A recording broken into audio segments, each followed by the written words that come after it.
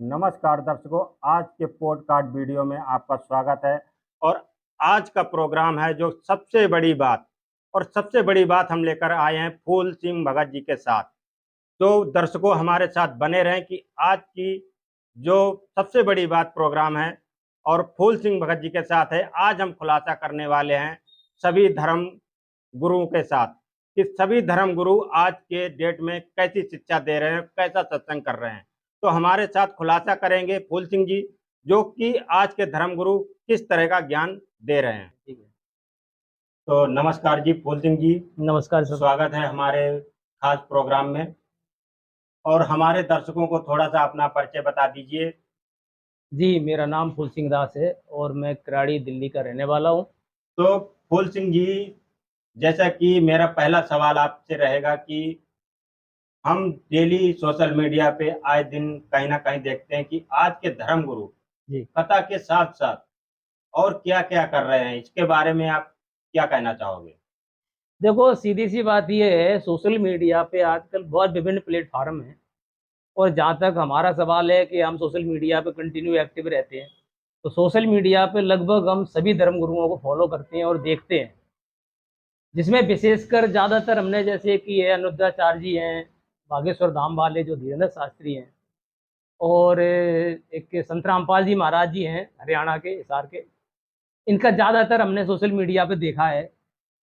तो social media पे दोनों लोगों के अगर जैसे कहें, ये धार्मिक जो संत हैं इनकी अगर करनी में और कथनी में अगर देखा जाए तो बहुत बड़ा फर्क है। अब जैसे उदाहरण के लिए आप देख लीजिए कि जैसे धीरेन्द्र शास्त्री जी हैं, वर्तमान में आप देखिए काम तो ये भी करते हैं और भी बहुत से काम करते हैं, लेकिन ये क्या करते हैं कि तो जैसे ये करते हैं कि शादी तो कराते हैं, कन्याओं की शादी भी कराते हैं, लेकिन क्या काम करते हैं कि अनुयायियों का जो पैसा होता है, दान का पैसा होता है, ये कुछ परसेंट तो लोगों को दिखावे के लिए खर्च करते हैं, लेकिन ज़्यादातर 70-80% पैसा ये अपने घूमने फिरने पे, विदेशों भ्रमण करने पे और नाचने गाने, मतलब उतने गलत तरीके से इस्तेमाल करते हैं। जी। तो और आप देख रहे होंगे जैसे धीरेन्द्र शास्त्री का मैंने बताया, और अनुरुद्धाचार्य का भी मैं आपको बता रहा हूँ। जैसे ये अनुरुद्धाचार्य जी हैं, देवकी नंदन है। अनुरुद्धाचार्य का आपने देखा होगा, इनकी अगर हमने बहुत सी वीडियो सोशल मीडिया पे देखी है, कभी तो ये डांस करते हैं, कभी क्रिकेट खेलने जाते हैं मैदानों में, कभी बच्चों के साथ खेलते हैं। तो संतों का काम ये नहीं होता है, संतों का काम होता है ज्ञान देना और मनुष्य के आत्म उद्धार यानी कल्याण कराना। तो आपने देखा होगा कि जो संत आज वर्तमान सोशल मीडिया पे हैं, तो संत रामपाल जी महाराज के अलावा कोई ऐसा संत मुझे नहीं दिख रहा है कि जो कि वास्तविक संत की पदवी के लायक हो। ये सिर्फ अपनी बिजनेस के तौर पे बस अपना सिर्फ प्रोपेगेंडा चलाते हैं, लोगों से चंदा वसूल करते हैं, कुछ तो परसेंट दान करके बाकी अपना ऐश्वर्य भोगते हैं। तो जैसा कि अभी आपने बात कही है, तो जी, हमने सोशल मीडिया पे अनिरुद्धाचार्य जी का वीडियो देखा। वो कहते हैं कि हमारे आश्रम में 30,000 लोग डेली भोजन करते हैं। तो अनुरुद्धाचार्य को आपने देखा है, पहली बात तो आपने देखा है कि वो 30,000 करते हैं। अब यहाँ संत रामपाल जी महाराज के 12 आश्रम है, आप वहाँ जाइए तो वहाँ तो 24 घंटे कंटिन्यू खुला भंडारा चलता है, और साल के अंदर 6 ऐसे बड़े-बड़े समागम होते हैं जिसमें लाखों करोड़ों लोग वहाँ पर जाके भोजन जिमते हैं, भंडारा ग्रहण करते हैं, और वहाँ पर सभी प्रकार की सुविधाएं निःशुल्क प्राप्त होती हैं। आप अनुरुद्धाचार्य के जो आप बात कर रहे हो, आप वहाँ जाके देखिए, वहाँ पर जाके वहाँ पर कुछ ना कुछ पर्ची ज़रूर कटती है। आप भोजन के लिए जाइए तो गुप्त रूप से कहीं 10 रुपए की पर्ची काटिए, कहीं 20 रुपए की, कहीं पर्ची 25 रुपए की काटते हैं। आप सतलोक आश्रम में, किसी भी आश्रम में, हिंदुस्तान के कोने में जहाँ भी आश्रम संत रामपाल जी महाराज के हैं, वहाँ जाके आप देख लीजिए, जाके वहाँ पर के कोई भी भगत हो या जगत का कोई भी हो, कितना दान देता है और कितनी पर्ची कटती है। नमस्कार जी। नमस्कार। क्या नाम है आपका। मेरा पंकज। कहाँ से आए हैं आप। मैं आया हूँ इटावा। आप इस आश्रम में पहली बार आए। हाँ, पहली बार आया हूँ मैं। आपको यहाँ पे आकर कैसा लगा। मुझे बहुत अच्छा लगा, ऐसा मैंने कभी नहीं देखा कहीं। मुझे बहुत अच्छा लगा यहाँ पे आपने जो व्यवस्थाएं देखी, व्यवस्थाएं आपको कैसी लगी। व्यवस्था तो बहुत बढ़िया लगी है। ऐसी व्यवस्था मैंने कहीं भी नहीं देखा है। मैंने पहली बार यहाँ देखने को मिल रहा है मुझे। यहाँ पे आपने भंडारा किया, भंडारे में आपको क्या क्या खाने को मिला। भंडारे में सब्जी है, पूड़ी है, फुल्का राम है और क्या नाम है, सलाद अलाद सारा, मतलब बूंदी राम सब सारा कुछ मिला है मुझे खाने के लिए, हलवा प्रसाद सारा कुछ मिला है। यहाँ पर आपको किसी भी प्रकार का कहीं पे आपको शुल्क देना पड़ा? नहीं, निःशुल्क है बिल्कुल, कोई कुछ नहीं देना पड़ा यहाँ पे। तो जैसा कि आप आए होंगे यहाँ पे, आपने जूता चप्पल भी जमा कराए होंगे, उसका कोई शुल्क देना पड़ा? नहीं भगत जी, कुछ नहीं देना पड़ा। वहाँ टोटल हर चीज पूर्ण रूप से फ्री सुविधा मुहैया कराई जाती है। तो जैसा कि अभी आपने बताया और हमने सोशल मीडिया पे भी देखा है और ऐसे बहुत सारी जगह पे उनका प्रचार है, धीरेन्द्र शास्त्री आप भी जानते होंगे। बीते दिनों उन्होंने कई शादियां करवाई, जिसमें आटा चक्की से लेके गैस सिलेंडर से लेके बेड बक्सा और पता नहीं क्या क्या उन्होंने दिया। तो वो भी बहुत ऐसे कार्य कर रहे हैं। आपने कहा संत रामपाल जी महाराज के आश्रम में भंडारे चलते हैं और ये चलते हैं, तो वो भी तो बहुत सारे कार्य कर रहे हैं। अरे धीरेन्द्र शास्त्री कार्य क्या कर रहे हैं? वो तो अगर जैसे अभी आप कह रहे हो कि वो सिलेंडर से लेके और पता नहीं क्या क्या दान लड़कियों को दे रहे हैं। अब आप देखिए, एक तरह से आप कुल मिला के देखिए, वो तो दहेज रूपी राक्षस रावण को वो तो लड़कियों के सिर पे और बांधा बांधते हैं, जबकि संत रामपाल जी महाराज तो दहेज रूपी जो राक्षस है इसको तो पूर्ण रूप से खत्म कर रहे हैं। कैसे? 100 से ज्यादा जोड़े यहाँ पर बैठे हुए हैं सतलोक आश्रम इंदौर में, जहाँ पर आज इनकी दहेज मुक्त शादी होने जा रही है। सामूहिक शादी सम्मेलन है और इस सम्मेलन के अंदर, इस पूरे समारोह के अंदर 100 से ज्यादा जोड़े परिणय सूत्र में बंधने शादी कर चुके। इन जोड़ों से हम लगातार बातचीत कर रहे हैं और भी कई सारे जोड़े, इनसे बातचीत करते हैं। क्या नाम है आपका? रोहित दास। कहाँ से हो? भोपाल। भोपाल से हो। सादा शादी की है, कैसा लगा? अच्छा लगा भगत जी। शादी की खुशी होती है लेकिन बिल्कुल सिंपल खुशी है ये तो। जी भगत जी, सिंपल खुशी है, हमारी मालिक की दया है। मालिक हमारे दहेज मुक्त विवाह कराते हैं, सारी सामाजिक कुरीतियों को बंद करके। सादा सिंपल हमारी 17 मिनट की असुर निकंदन रमेनी होती है, जिसमें 33 करोड़ देवी देवताओं की स्क्रूति होती है, उसमें हमारा बिना विवाह संपन्न होता है। क्या नाम है आपका? रितु दासी। कहाँ से हो? भोपाल से। भोपाल से हो। जी भोपाल में मैंने शादियाँ देखी हैं, जी। लाखों तामझाम किया जाता है, करोड़ों रुपए खर्च कर दिए जाते हैं, जोड़ों पर ही खर्च कर दिए जाते हैं। आपने सिंपल शादी की, ठीक है, तमाम लोगों ने बताया, लेकिन आपकी जो दोस्त हैं और जो युवा महिलाएं हैं उनको आप क्या संदेश देना चाहेंगी कि ये जो दहेज मुक्त शादी है ये एक सामाजिक परिवर्तन ला रही है, क्या कहेंगी? यही कि सामाजिक परिवर्तन ये ला रही हैं, और जिस तरीके से मेरी जो सहेलियां हैं उनके मम्मी पापा किस तरीके से वो शादी करते हैं तो कर्जा ले लेके करते हैं, तो इस तरीके से इन चीज़ों से हम मुक्त रहते हैं। तो हमारे माता पिता को किसी चीज़ की दिक्कत नहीं रहती कि लड़की पैदा हुई है तो उन्हें बहुत दिक्कत होगी कि आगे चल कर उनकी शादी में बहुत ज़्यादा खर्चा लगेगा या ऐसा कुछ, तो इस सब चीज़ों से मुक्ति मिल जाती है। यही है हमारा। धन्यवाद। आइए अब हम आगे की ओर बढ़ते हैं, यहाँ पर भी और कुछ जोड़े हैं। क्या नाम है आपका? मेरा नाम ऋतिक प्रजापति है। ऋतिक, कहाँ से हो? मैं बदरवास जिला शिवपुरी मध्य प्रदेश से हूँ। शिवपुरी से। अच्छा, शादी एकदम सिंपल है और यहाँ पर लोग भी बहुत हैं, गुरु के समक्ष आपने ये शादी की है, इसकी क्या खासियत लगी आपको? खासियत यही है, सभी शास्त्रों से प्रमाणित है, और हमारे जब सभी देवी देवताओं की शादी हुई थी, जैसे ब्रह्मा विष्णु महेश की हुई थी, वो भी इसी तरह से शादी हुई थी उनकी भी। ना उनके कोई बैंड बाजा था और ना ही किसी तरह की पाखंडवाद था, उन्हीं की सिंपल से शादी हुई थी। इसी तरह संत रामपाल जी महाराज ने हमारी सिंपल तरीके से शादी करवाई है, बिना दहेज की शादी है, और मैं इस शादी से बहुत खुश हूँ। मध्य प्रदेश के इंदौर में समागम लगा हुआ है, न सिर्फ भंडारे का, आध्यात्मिक सत्संग का, बल्कि शादियों का भी है। ये इंदौर का जोड़ा बैठा हुआ है, उसके बगल से ये शिवपुरी का जोड़ा बैठा हुआ है। क्या नाम है आपका? अमित दास। अमित जी, शिवपुरी से आप यहाँ पर आए हैं अपनी शादी करने के लिए, डेस्टिनेशन वेडिंग अगर मैं इसे कहूँ तो गलत नहीं हूँ, लेकिन फिर भी इसमें क्या खासियत है जिसको लेकर लोग आपकी इस प्रकार का जो कार्यक्रम उसकी सराहना करें? इसमें किसी प्रकार का आडंबर नहीं है, और इसमें किसी प्रकार का हल्दी वगैरह या मेहंदी वगैरह नहीं लगता है, और जो डीजे वगैरह बैंड वगैरह बजता है वो भी नहीं होता है। ये एक संत रामपाल जी महाराज की वाणी द्वारा एक सादा सिंपल शादी होती है। एक जोड़ा काफी भी है, इसका कारण है, हालांकि ये 2 जोड़े हैं, ये भानु हैं मुरैना से, आज इनकी भी शादी है और इनकी बहन की भी शादी है। दोनों ही बहन भाई ने अत्यधिक जो सादा सिंपल जो शादी है वो करके दिखाया है, और साथ में ये संदेश भी दे रहे हैं कि बिना दहेज की भी शादी हो सकती है आज के इस दौर में।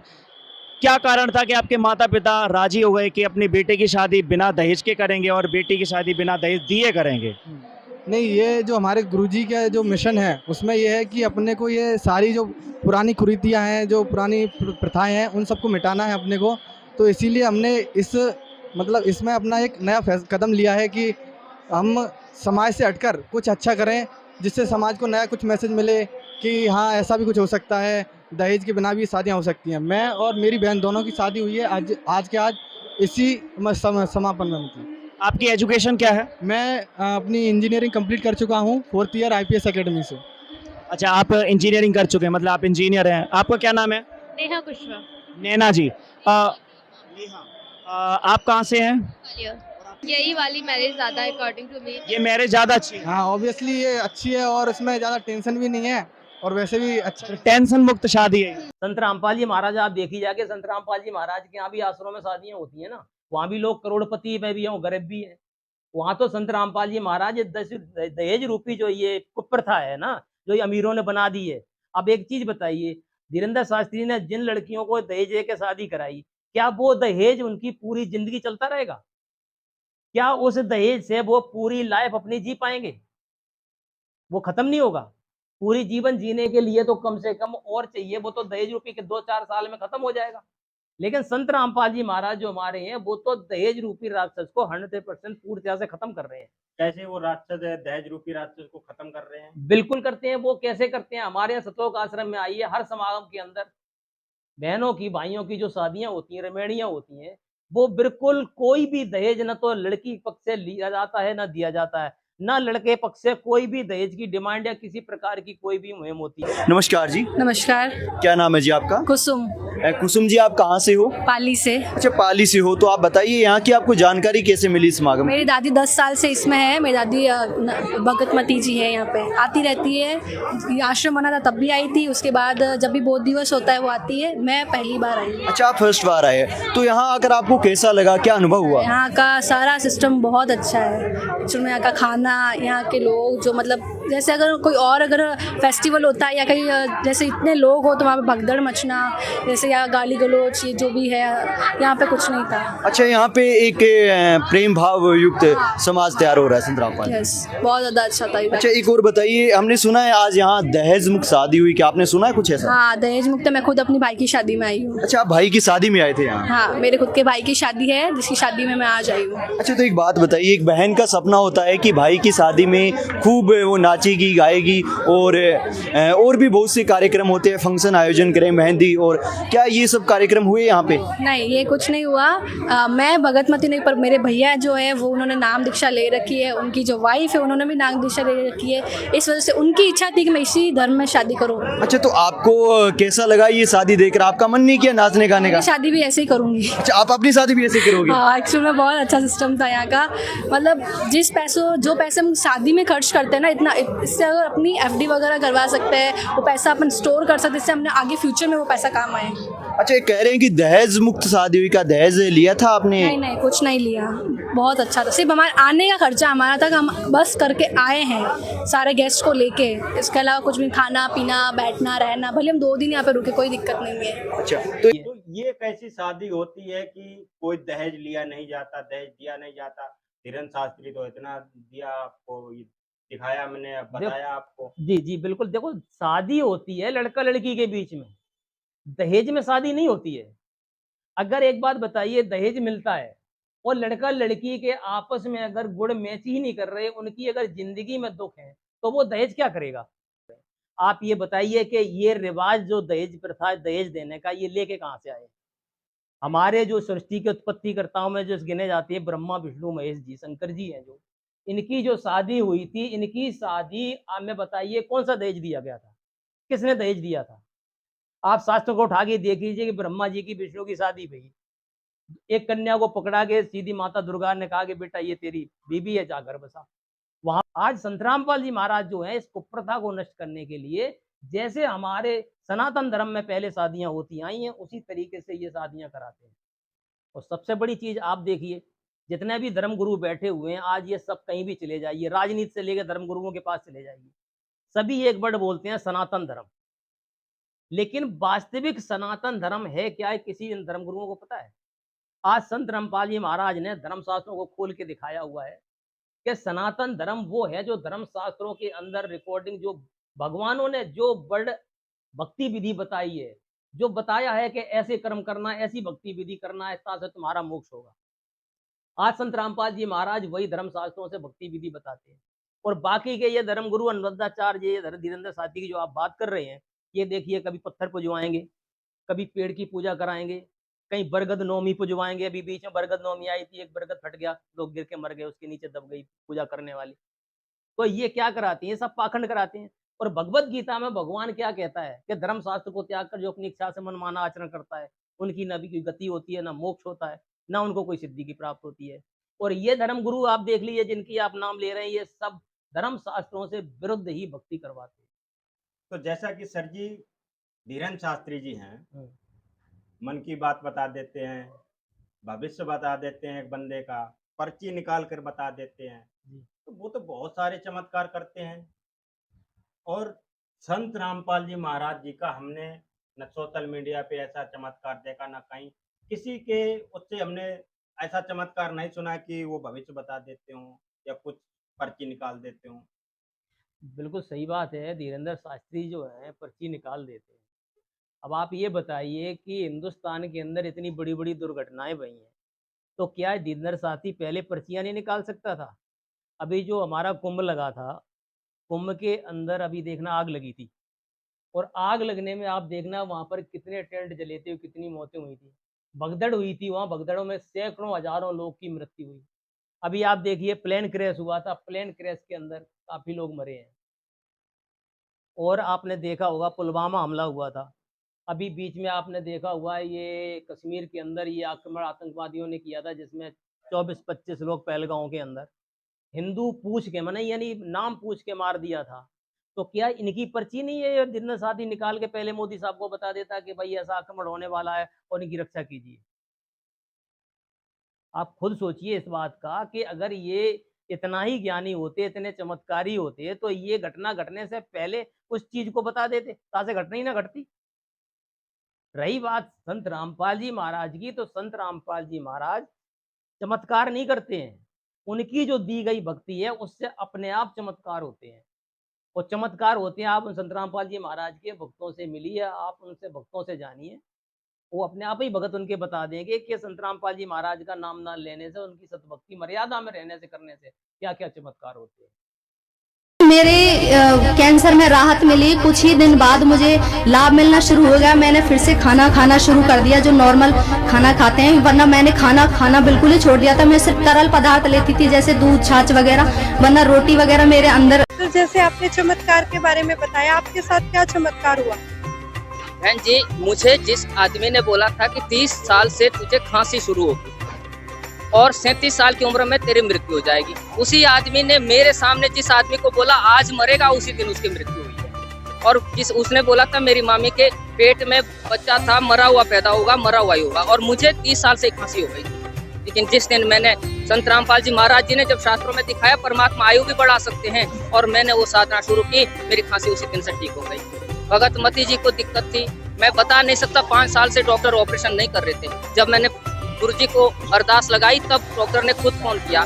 मेरी बेटी की टांगों में दर्द रहता था, हम पंडितों के और ये पुजारियों के बहुत चक्कर में पड़े, लेकिन कभी भी आराम नहीं हुआ। आज बेटी को 3 साल हो गए हैं, सारी समस्या दूर कर दी है। संत रामपाल जी महाराज पूर्ण ब्रह्म है, पूर्ण परमात्मा है, पूर्ण परमेश्वर है।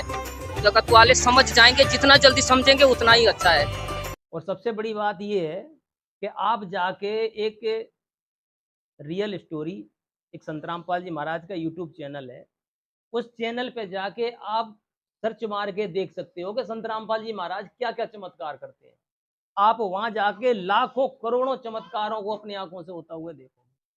तो दर्शकों बने रहे हमारी वीडियो में। सबसे बड़ी बात फूल सिंह भगत जी के साथ कि जितनी पृथ्वी पे जो भी आत्माएं हैं, जितने भी भगत समाज हैं, या चींटी से लेके हाथी तक हैं, ये सभी कबीर परमात्मा के बच्चे हैं, उनकी एक आत्माएं हैं। और हम अपनी गलती से, हमारे संत रामपाल जी महाराज बताते हैं सत्संगों में कि हम सतलोक में पहले सभी रहते थे, और वहां से हम अपनी गलती ही कुछ ऐसी करके वहां से बिछड़े हैं, भगवान ने हमें वहां से निकाला।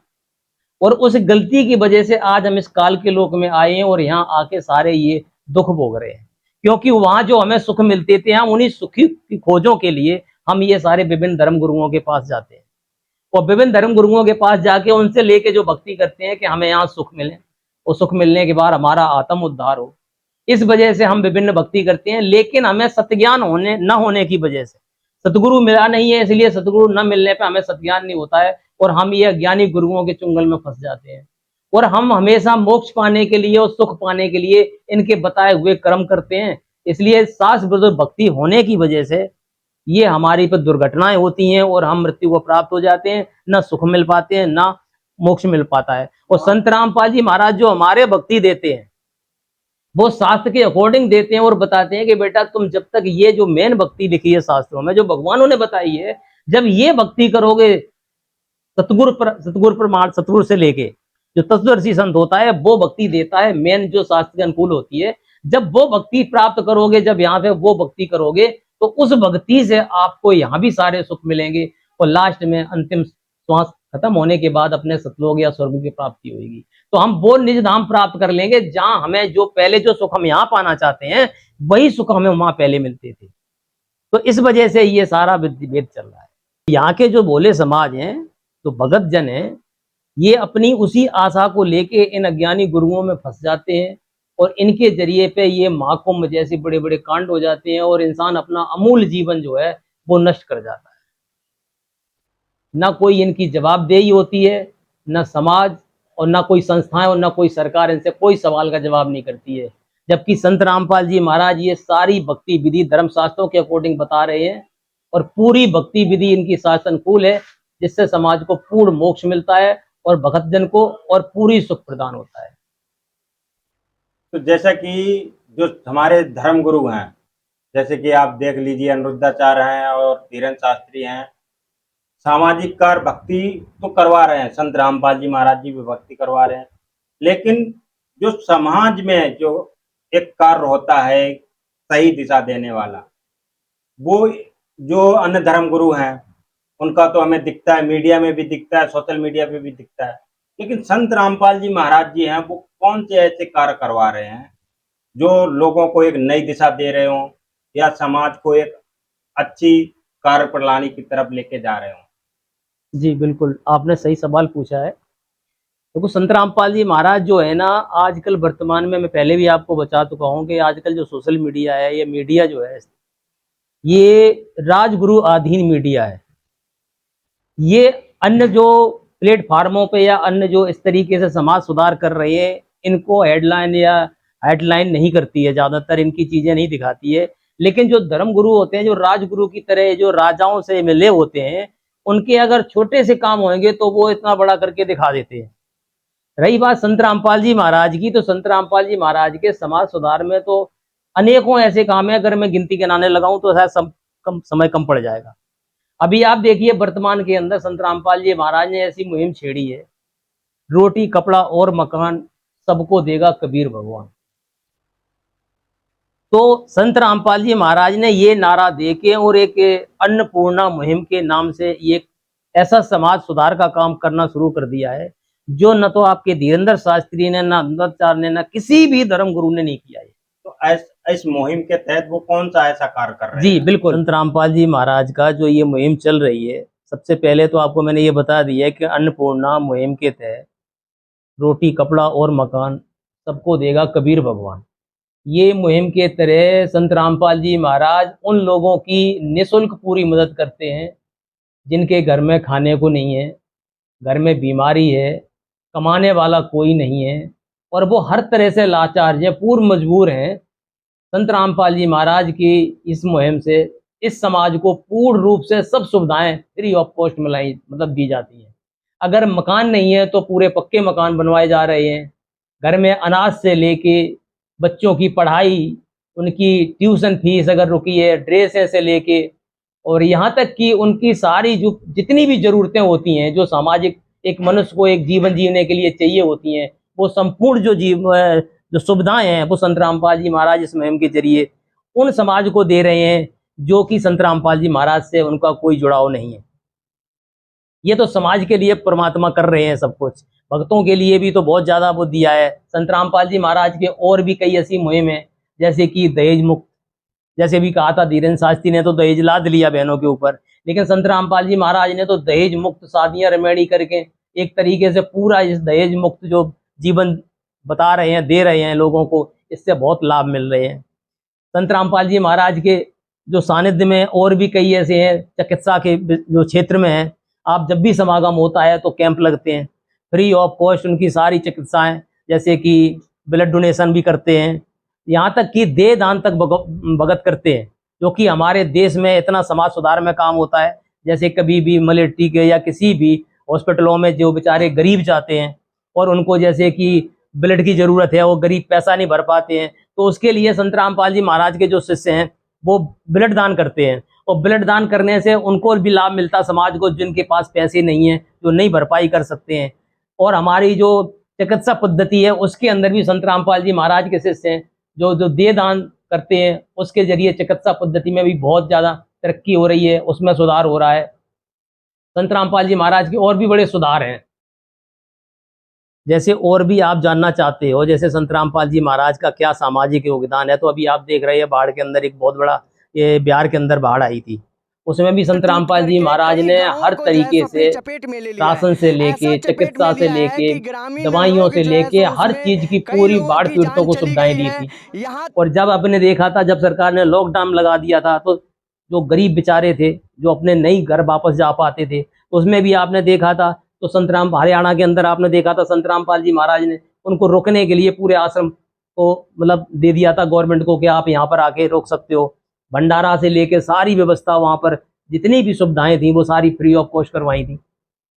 और क्या ऐसे कुछ समाज के लिए अच्छे कार्य कर रहे हैं? हाँ बिल्कुल, ऐसे हैं, बहुत से सारे ऐसे काम कर रहे हैं। अगर आपको ये सारी जितनी भी जानकारी है जो ग्राउंड लेवल पे जो संत रामपाल जी महाराज जो समाज के लिए कर रहे हैं, जो आज के धर्म गुरु हैं, जो इन समाज सेवा से दूर भागते हैं, दिखावे के लिए थोड़े से कर देते हैं, और उनकी जो मीडिया है, जो राजपद मीडिया है, वो उनको थोड़ा सा दिखा देती है और बढ़ जाती है।